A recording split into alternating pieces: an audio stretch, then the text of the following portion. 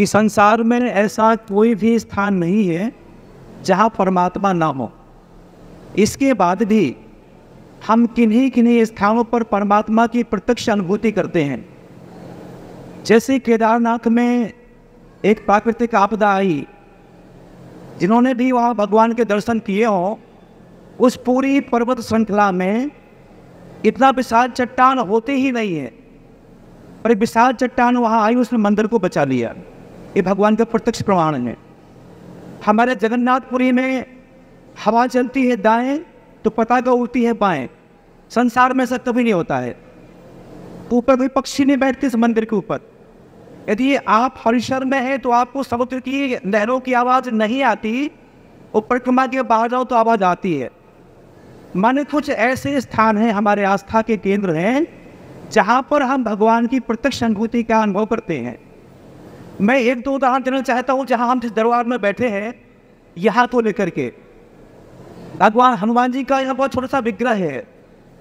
वो इतना छोटा सा विग्रह है कि छोटा सा बच्चा भी उसको अपनी गोद में उठा सकता है। यहाँ की घटना सब लोग इसके गवाही है, जो ऐसा हुआ यहाँ पर। देखो, पिता कितने ही विनम्र हो, कई बार माफ कर देता है वो, ये सोचते चलो छोड़ रहे हैं तो कोई बात नहीं, पर पिता का अपमान अपनी आंखों के सामने बेटा होते हुए कभी नहीं देख सकता है। यहाँ पर कुछ मूर्तियाँ विराजमान हुई, उन मूर्तियों का स्थापित किया गया। राम जी बड़े आराम से उठ के यहाँ पहुँच गए, सीता जी पहुँच गई, दोनों भाई पहुँच गए, पर हनुमान जी नहीं उठे, नहीं उठे, नहीं उठे। ये बात सच की झूठ? सच की झूठ? अरे बोलो, जोर से बोलो। ये बात सच है। इसका मतलब क्या हुआ? परमात्मा का प्रत्यक्ष दर्शन यहाँ पे है। हम लोग यहाँ 5 माह से काम कर रहे हैं। ये चमत्कार का ही विषय है कि 2 लाख के एस्टीमेट से शुरू हुआ यह अभियान 20 लाख पार कर चुका। ऐसा अनेक बार हुआ कि जिन लोगों से हमें कुछ देना है वो हमसे कुछ कहना पाए, हमको लौटा दें।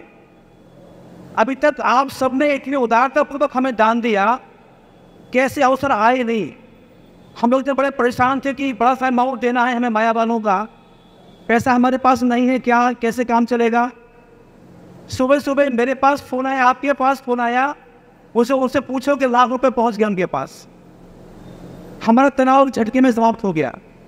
एक दिन दीपा, वो क्या वो पटरी वाले दीपा है ना, वो पन्ने पटिया वाले, बिल्डिंग मटेरियल वाले, हमने कहा कल आप हमसे 10,000 रुपये ले लेना, और हम लोग यहाँ खड़े हो गए। वो वहाँ पे आ भी गए, हमारे पास पैसे थे ही नहीं। उसी समय धौला के तिवारी जी, जो यहाँ वो चलाते हैं अपना हेल्थ का, फिजियोथेरेपिस्ट हैं, वो यहाँ पर आए। उन्होंने कहा कि मेरे भाई का अच्छा जॉब लग गया है, तो पहली सर्विस में कुछ देना चाहता हूँ, हमें 11,000 रुपये दे चले गए। माने हम 1 मिनट पहले यहाँ परेशान थे कि हमारे पास पैसा कहाँ से आएगा। विदिन अ मिनट वो हमसे बोली, दीपा वाले वहाँ थे, माने वो हमारे पास आ नहीं पाए, तिवारी यहाँ पास पहले आ गए। ये चमत्कार है कि नहीं?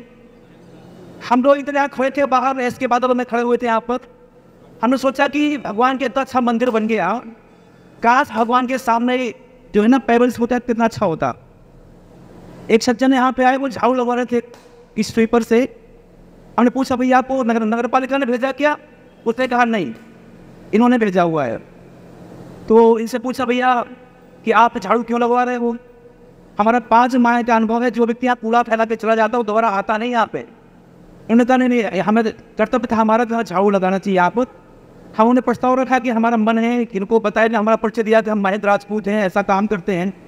भाई साहब ने प्रस्ताव रखा इनके सामने कि भगवान का श्रृंगार बहुत अच्छा हो गया मंदिर का, काश पेबल्स हो तो कितना अच्छा रहता। इन्होंने कहा हम 2 दिन बाद बता देंगे आपको। इन्हीं का फ़ोन हमारे पास आया, भाई साहब के पास फ़ोन आया, चलो उनके माया वालों के पास चलो अपन बात करके आते थे। मैंने भगवान ने इनको प्रेरणा दी।